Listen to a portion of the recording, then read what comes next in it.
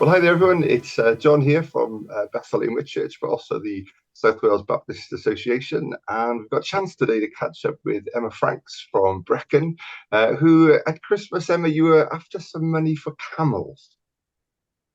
Yeah, I was.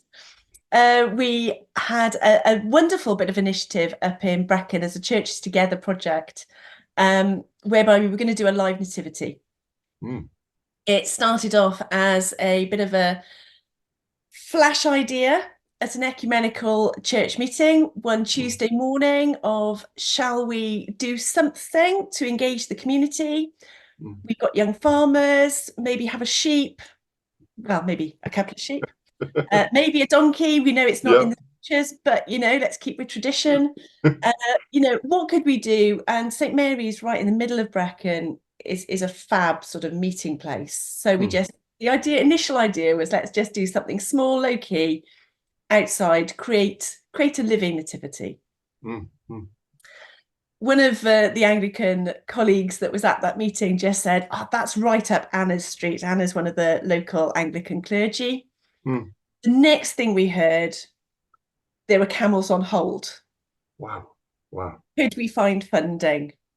Mm, So between Anna and myself, we sort of headed up this project, whereby she went to the Anglicans, I went to the Baptists mm, to see what funding we could possibly get.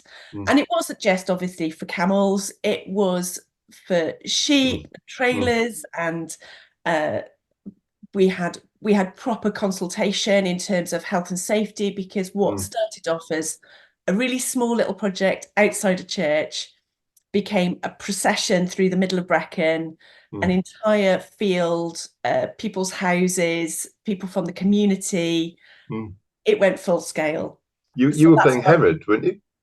I wasn't Herod. How Oh, rude. right. Sorry. No, I No, cheered I that, but no, wasn't. sorry. No, I became the chocolate greeter, actually. That became my role on the day. I Um, remember that part of the gospel. Absolutely. It's all about generosity, Okay, good. generosity, Yeah. giving, blessing. Yeah. And we went into partnership actually with the Meaningful Chocolate Company. Great. The story behind that was just incredible. We were too late because everything was, these conversations, they took place in October. Wow. Wow. Okay, not normally organizing something on this sort of scale from Mm, October to Christmas Eve. mm, So everything happened really quickly. We got the go ahead with funding from both the association and from the Anglicans on mm, about the same day. We got in touch with the Meaningful Chocolate Company and said, we want 1,000 angels. They went, should have got to us earlier, we're out of stock. mm, mm. Anyway, a conversation with their CEO, and they ended up gifting us over £1,000 worth of chocolate as well. So we had those, Wow. I don't know if you've Wow. seen the Christmas blessing bars, Mm, mm. those, as well as some chocolate angels, free to give out to anybody. So I was the person on the field who sort of You went, took that. Yeah. I Yeah. took that role, Yeah. sacrificial, I know, Yeah. but it's Yeah. great. And yeah, so anybody who came to the field to be part of the live nativity, be part of the making lanterns, part of the willow weaving, part of making your own costume, I Mm.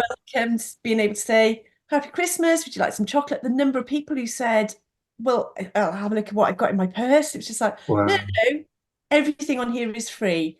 Please Mm, come and be part. It was just incredible. mm. There were only a couple of moments where I caught myself saying, Happy chocolate. No, Happy Christmas. Have some chocolate.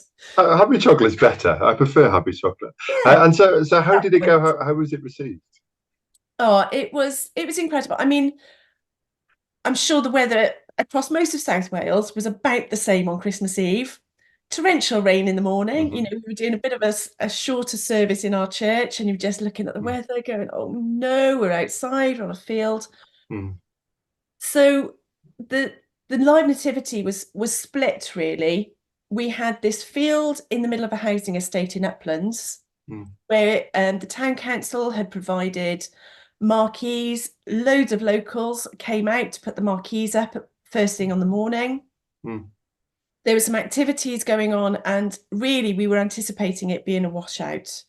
Cat soup kitchens, they'd made enough soup for 1,000 bowls of soup and for homemade bread, all free of charge. So talk about community coming together. It was incredible.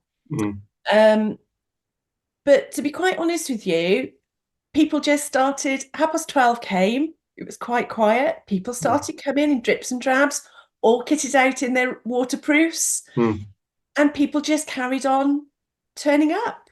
Amazing. Definitely, we must have had, well, I know Cat Soup Kitchens did over 500 sort of cups of soup. So we know we had 500 plus on the field.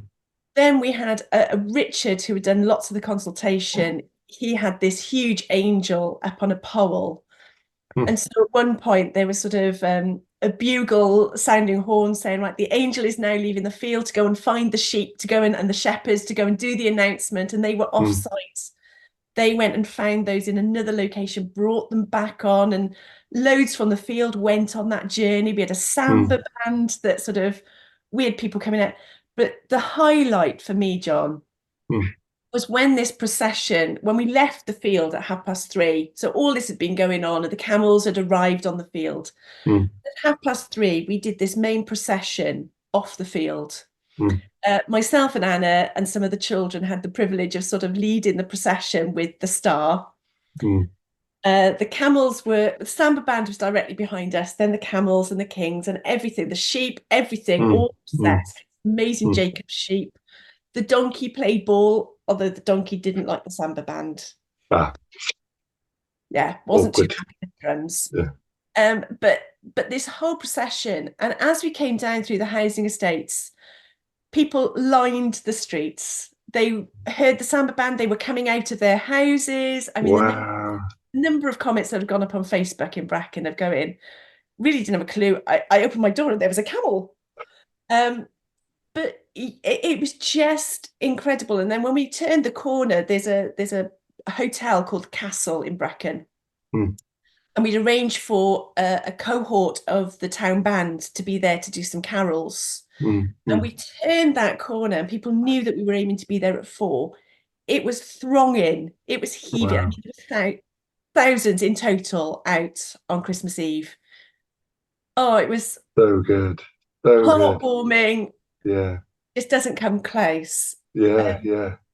And then from that point, we processed from there down into the main town of Brecon and created this scene outside St. Mary's. And we had a 6-week-old baby that was loaned to us to be Joseph Jesus. Wow. I was stood next to the mum going, "Are you all right? Are you sure you're all right?" And she was going, but she had loaned this baby, and the whole scene was created. To say there were some tears. It was so poignant. So beautiful.